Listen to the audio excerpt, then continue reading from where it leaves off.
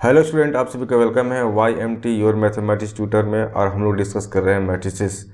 और मैट्रिसेस के अंतर्गत हम लोग बहुत सारे पार्ट को डिस्कस कर चुके हैं, जिसमें से हम लोग बात करते हैं properties of matrix multiplication. That means ये हुआ कि किस प्रकार से अगर दो मैट्रिक्स को आपस में मल्टीप्लाई करते हैं तो उससे कौन कौन से प्रॉपर्टीज आपका देखने को मिलता है।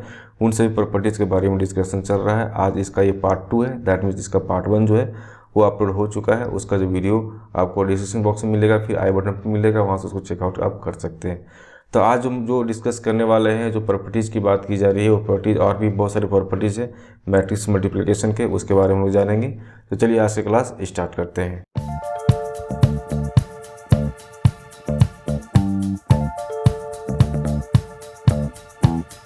तो इससे पहले हम ये डिस्कस किए हुए थे कि मैट्रिक्स का जो प्रॉपर्टीज़ है किस प्रकार से देखने को मिलता है। उस प्रॉपर्टीज़ के बाद आप यहाँ नेक्स्ट अगर प्रॉपर्टीज़ देखने को मिलता है कि ठीक है, आपके पास कोई स्क्वायर मैट्रिक्स है, उस स्क्वायर मैट्रिक्स का जो पॉजिटिव इंटीजर पावर की बात करते हैं वो किस प्रकार से डिफाइन होता है।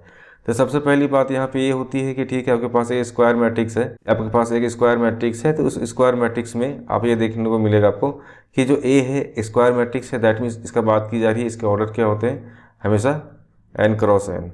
ठीक है, मतलब क्या होगा कि स्क्वायर मैट्रिक्स में रो और कॉलम क्या होते हैं आपस में इक्वल होते हैं। कि ठीक है, आपके पास का एक स्क्वायर मैट्रिक्स है, उसका पावर अगर एक ही बात करते हैं, दैट मीन्स क्या है कि सिर्फ एक ही बात की जा रही है ना। तो इसका जो भी आपका एलिमेंट होगा देखने को मिलेगा। लेकिन मान लीजिए आपके पास ए स्क्वायर है, दैट मीन्स कहने का सेंस क्या होता है ए डॉट ए, मतलब क्या हुआ ए जो है, ए जो मैट्रिक्स है वो दो बार मल्टीप्लाई होगा, है ना। जिसके जो भी एलिमेंट होंगे ए स्क्वायर लिखेंगे। ठीक है, दैट मीन्स क्या होगा कि आपका एक पहला ए हो गया, उसके बाद फिर क्या होगा दूसरा भी ए निकलेगा, वो भी आपको लिखने होगा। उसके बाद क्या होगा, ये दोनों आपस में प्रोडक्ट होगा, आपस में ये मल्टीप्लाई होगा। ठीक है, उसी प्रकार से ए क्यू भी होगा थर्ड टाइम। इस प्रकार से हम देखते हैं क्या कि ए का पावर जब n+1 की बात करते हैं, दैट मीन्स ये हुआ कि ए का पावर n इंटू ए हो जाएगा, जिसमें कि ए का पावर n होगा और साथ में जो ए है वो उसमें मल्टीप्लाई होगा, जहाँ पे n क्या शो कर रहा है, नेचुरल नंबर शो कर रहा है। तो इस आधार पर हम देख सकते हैं कि इसका जितना भी पावर बढ़ाते चले जाएंगे उस प्रकार से क्या होगा आपस में ये मल्टीप्लाई होते चला जाएगा। तो स्क्वायर मैट्रिक्स में ऐसा कोई दिक्कत होने वाली बात नहीं होती है ना। तो इसमें क्या होता है कि अब जितना भी आपका जितना स्क्वायर मान लीजिए ए क्यू है ना, कहीं कहीं भी क्या होगा A4 मिलेगा। ठीक है, तो आपस में जब क्या हुआ, इसका कहने का मतलब ये है कि ए जो मैट्रिक्स है वो 4 टाइम आपका मल्टीप्लाई होगा, ए जो मैट्रिक्स है आपका 3 टाइम मल्टीप्लाई होगा। ठीक है, इसका सेंस यही पे निकल के आता है। तो वही चीज़ को यहाँ पे क्या किया बता दिया गया है कि ठीक है, अगर आपके पास ए मैट्रिक्स है दैट मीन्स एक बार ए हो क्या, सिर्फ अगर ए स्क्वायर है दैट मीन्स 2 बार मल्टीप्लाई होगा, ए क्यू है दैट मीन्स क्या हुआ 3 बार मल्टीप्लाई होगा। उसी प्रकार से ए का पावर n+1 है, दैट मीन्स क्या हुआ कि ए का पावर n इंटू ए होगा, है ना। इस प्रकार से क्या होगा आप उसको मल्टीप्लाई करते जा सकते हैं। ठीक है, तो इस प्रकार से क्या करना है आपको, जो स्क्वायर मैट्रिक्स है उसमें काफ़ी ईजी वे में इसको आप समझ सकते हैं। अब बात करते हैं, ठीक है, अब यहाँ बात की जाती है ए। ठीक है, सिंपल ए है तो ए हो गया। अब ए स्क्वायर करेंगे दैट मीन्स क्या होगा आपका ए इंटू ए हो जाएगा। दैट मीन्स करने का मतलब क्या होगा 2 इंटू 3 हो जाएगा, 2 3 और 1 2 पहला आपका मैट्रिक्स हो गया। ए का दूसरा मैट्रिक्स फिर यहाँ पे लिखाएगा 2 3 1 2 लिखाएगा, है ना। उसके बाद क्या होगा जब मल्टीप्लाई होगा तो इसका भी कुछ मैट्रिक्स निकल के आएगा। ठीक है, जो क्या होगा आपका ए स्क्वायर देखने को मिलेगा, है ना। तो इस प्रकार से क्या होगा कि आपका इस प्रकार से आपको मल्टीप्लाई करना होता है। ठीक है, तो ये चीज़ सिंपल सा बात था इसमें। अगर नेक्स्ट बात करते हैं क्या हम लोग कि मैट्रिक्स पोलिनोमियल्स पहले से जानते होंगे, उससे क्या आपका डिफिनेशन होता है, उससे क्या अपने इक्वेशन होते हैं, इसके बारे में पता होगा। कि मान लो कोई एफ है ना, अगर इस प्रकार से ये लिखा गया है दैट मीन्स क्या होगा ये सारे आपके पोलिनोमियल के फॉर्म में लिखा हुआ है। जैसे a0 an x के पावर n, फिर a plus a1 x power n-1, इस प्रकार से क्या है आपका ए n तक गया हुआ, जो n क्या डिनोट करता है आपका नेचुरल नंबर डिनोट करता है। ठीक है, तो यहाँ तक चीज़ क्लियर है। ये पहले भी आपको पता होगा कि पोलिनोमियल किसे कहते हैं। ठीक है, इसके बारे में ज़्यादा डिस्कस नहीं करेंगे। लेकिन एक मैट्रिक्स जो है उस मैट्रिक्स अगर पोलिनोमियल फॉर्म में लिखते हैं तो किस प्रकार से वो देखने को मिलता है। तो यहाँ पे क्या है कि आपका x था, उसी जगह पे क्या लिए हम लोग मैट्रिक्स ले लिए। जब यहाँ पे मैट्रिक्स ले लिए दैट मीन्स ये हुआ कि ये जो आपका पोलिनोमियल देखने को मिल रहा है वो क्या हुआ आपका मैट्रिक्स पोलिनोमियल करने को सेंस बनता है। और यहाँ पे क्या कहलाता है आपका कि आई एम तक गया है, तो आई क्या है आपका यूनिट मैट्रिक्स है। क्या है आपका यूनिट मैट्रिक्स है। और जो ए है वो क्या ए जो स्क्वायर मैट्रिक्स है। ठीक है, जो आपका एम ऑर्डर तक गया हुआ है। देन हम कह सकते हैं कि एफ ए जो बनेगा वो क्या कहलाएगा, आपका मैट्रिक्स पोलिनोमियल कहलाएगा। आप कुछ एग्जाम्पल समझते हैं इसमें। क्वेश्चन दिया हुआ आपका कि इफ़ ए अगर दिया हुआ ये सारे एलिमेंट, ठीक है, आपका 2x2 का मैट्रिक्स है, तो फाइंड करना है कि एफ ए जो है इसको किस प्रकार से हम लोग देख सकते हैं। सिंपल सा सोल्यूशन की बात करते हैं हम लोग, ठीक है। आपके पास अगर पोलिनोमियल दिया हुआ क्या, एफ एक्स, कितना दिया हुआ, x² minus 2x plus 3 polynomial है, ठीक है। आप अगर पोलिनोमियल मैट्रिक्स में चेंज करना चाहते हैं तो जहाँ पे आपका क्या है कि x है वहाँ पे क्या हो जाएगा, a हो जाएगा। दैट मीन्स क्या होगा आपके पास कि a² minus 2a plus 3i। i क्या है आप यहाँ पे, i आपका क्या है, यूनिट मैट्रिक्स। कौन सा मैट्रिक्स है आपका, यूनिट मैट्रिक्स, ठीक है, जो पोलिनोमियल में देखने को मिलता है। अब उसमें कुछ नहीं करना है, आप क्या करना है कि ए का जो वैल्यू है, ए का जो मैट्रिक्स है वो सारे मैट्रिक्स क्या करना है, इसमें लिख देना है। तो यहाँ पे हम लिख सकते हैं क्या, एक जगह का a² है ना, दैट मीन्स क्या होगा -4 1, यहाँ पे हो जाएगा 3 2, ठीक है। ये 2 बार लिखाएगा -4 1 और 3 2, ठीक है, -2 और फिर a है तो a कितना है आपका -4 1 और यहाँ पे क्या है 3 2, ठीक है।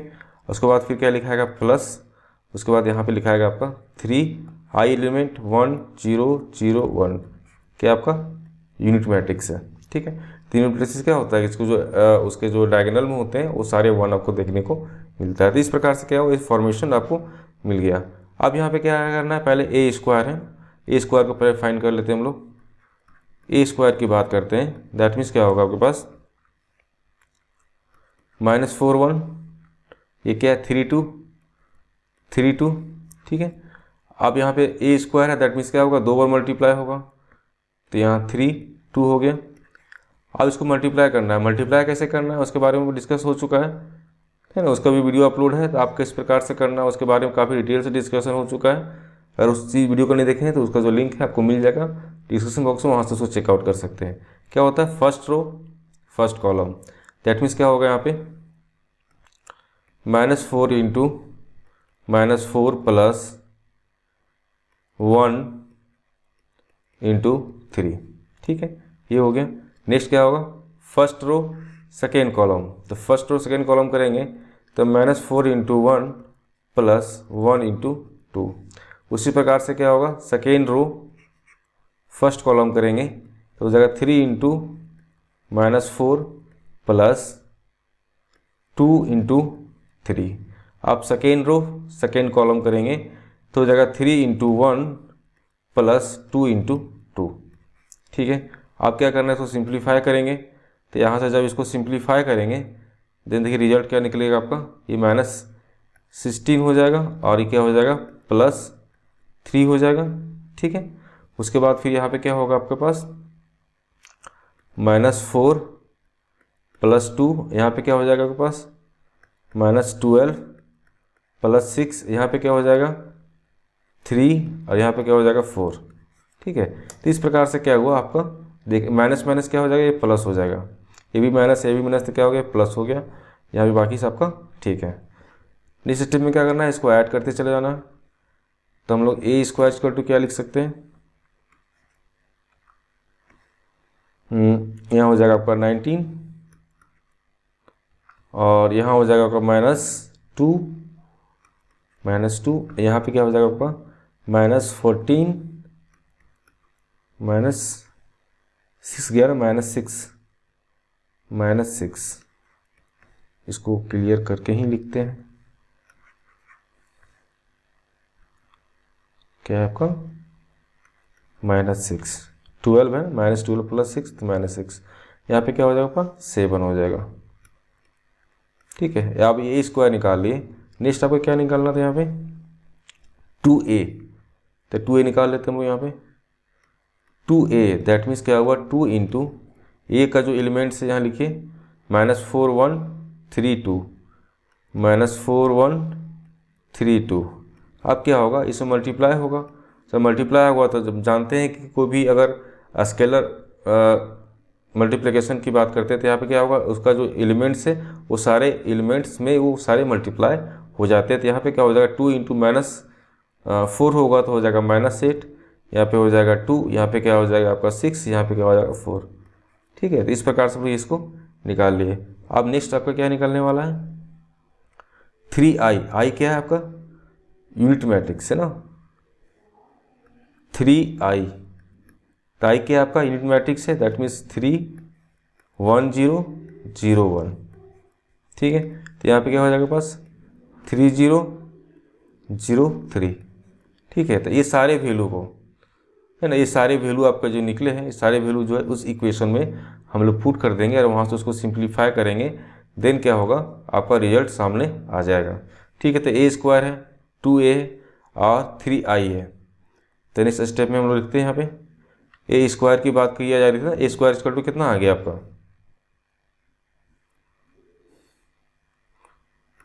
पी ए की बात की जा रही है ना।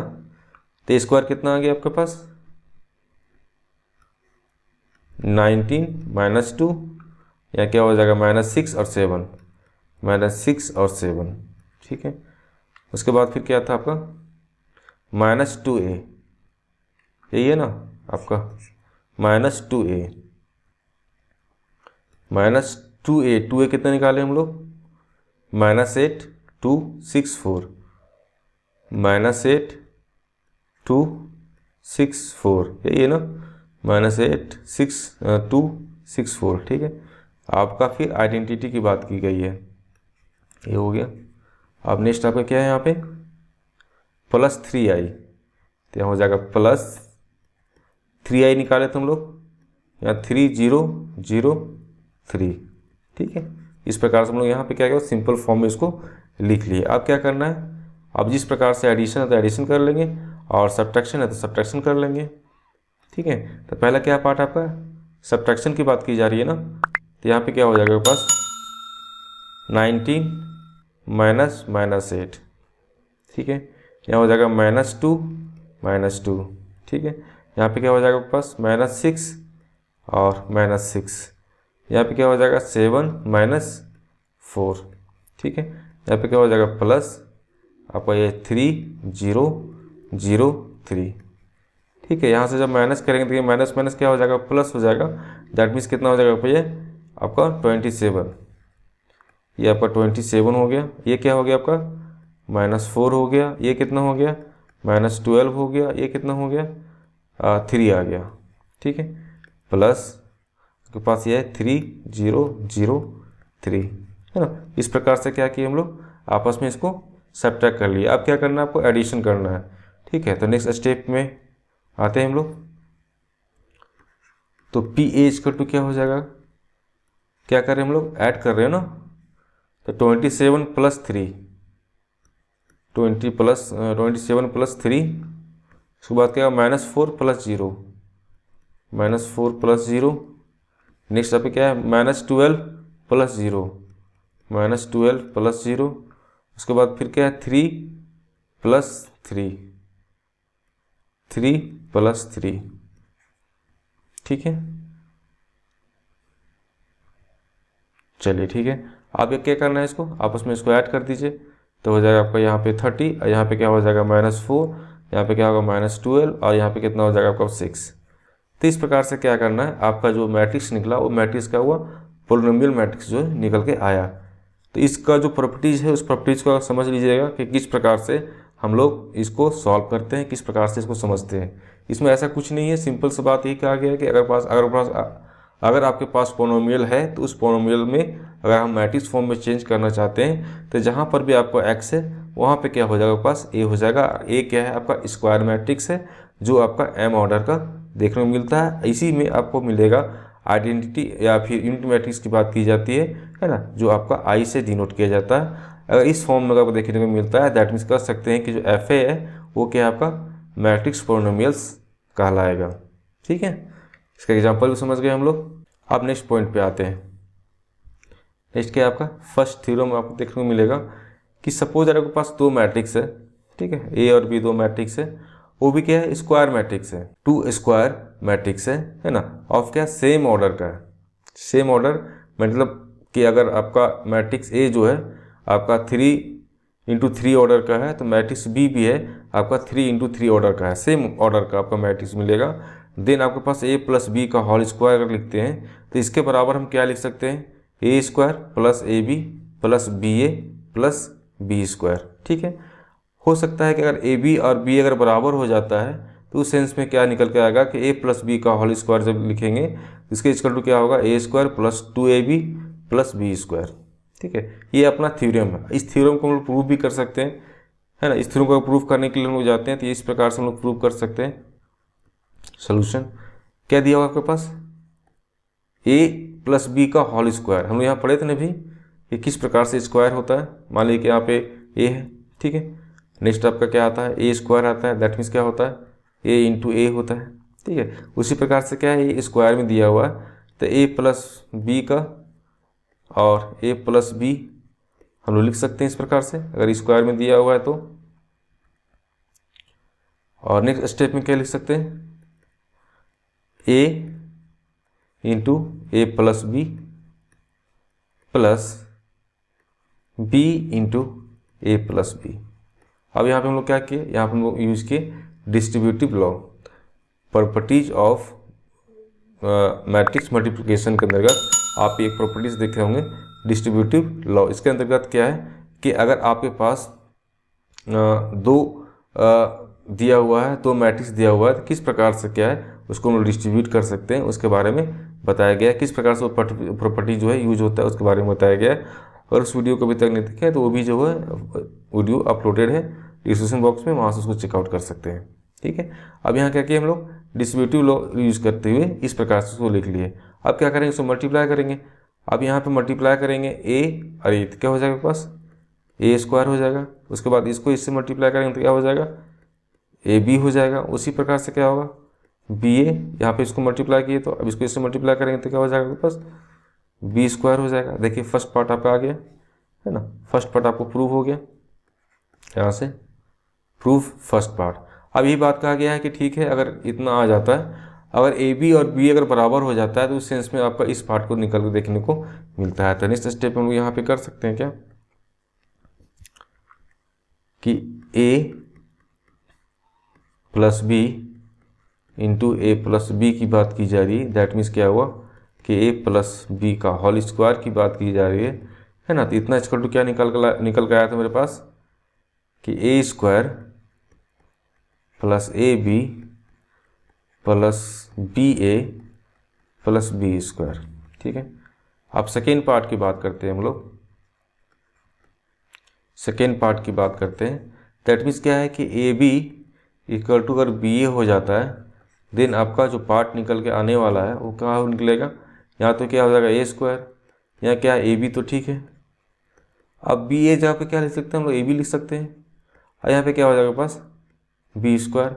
दैट मीन्स क्या हुआ कि A square plus 2ab plus B square. ठीक है, ये भी क्या हुआ आपका प्रूफ हो गया। ठीक है, तो काफ़ी इजी, इस थ्योरम को काफ़ी इजी से आप प्रूव कर सकते हैं।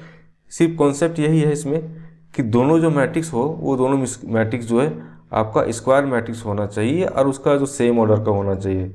देन आप यहाँ पे क्या है ए प्लस बी का होल स्क्वायर इक्वल टू इस फॉर्मेट में भी लिख सकते हैं भी है और इस फॉर्मेट में भी उसको लिख सकते हैं। ठीक है, तो काफ़ी इजी वे में ये आपका प्रूफ हो गया।